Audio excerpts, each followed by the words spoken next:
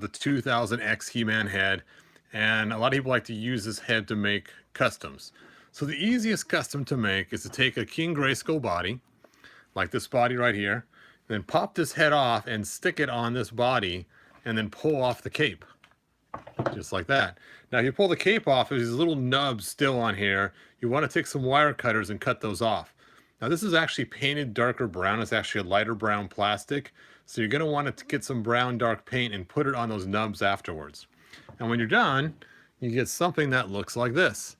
And it looks very much like a 2000X He-Man. And you can see I've sanded down those nubs a little bit and just put the gray paint on there. And there you go. And if you want, you could still put the cape on there. If you decide you want to go with the red cape once in a while, even though the nubs have been sanded off, it still works. It's just when it's off, it looks more aesthetically pleasing. All right, so that's how you do that. That way then the boots match, everything matches. It has the silver gauntlets already. And this is very similar to the 2000X style armor anyway. So that is the easiest one to make. Now this head right here is actually not from this figure, believe it or not. This is actually a custom head that I bought. I have the link in the description. So if you want to check out that custom head, you can actually buy one. Now, if you do get that custom head, let the guy know that Hebro sent you. Hey, Master Far. Wow, a little past midnight, huh?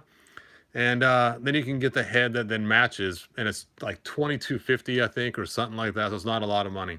So that way, then if you don't have one of the figures, you don't want to waste it, then you don't have to take that head just for one figure. Now, another thing too is after you take the head off here, next is to stick the King Grayskull head back on. Because we saw in the King Grayskull episode when he first started, he was in the snake armor. So then you can make yourself a snake armor King Grayskull out of the extra parts. So there you go. Oh, excellent, Master Far. I want to see that video. So another thing I want to talk about, which I just noticed on this figure, if you take a look in his crotch area, there is a crack forming right here. I don't know if you can see that or not. And if I keep pushing that leg, it's just going to crack right open and end up causing some problems.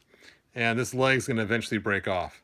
So what I'm going to do is do some preventive maintenance. And I had to do it on this figure too just last week.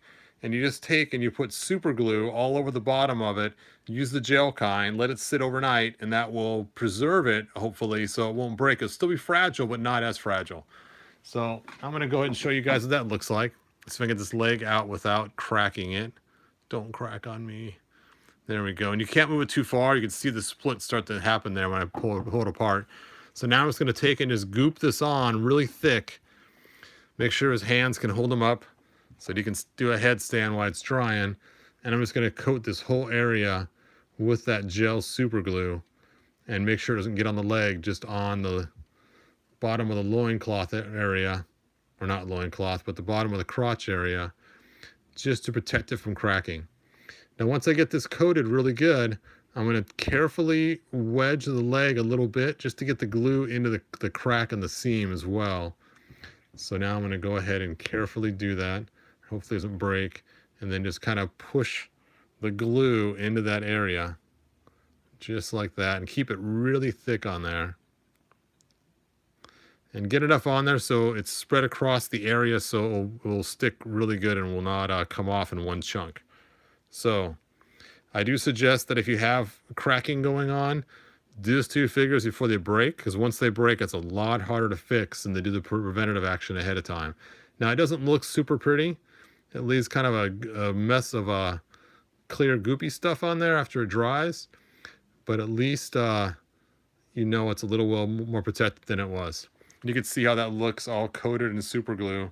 And now I just leave them like this overnight, and that will be it.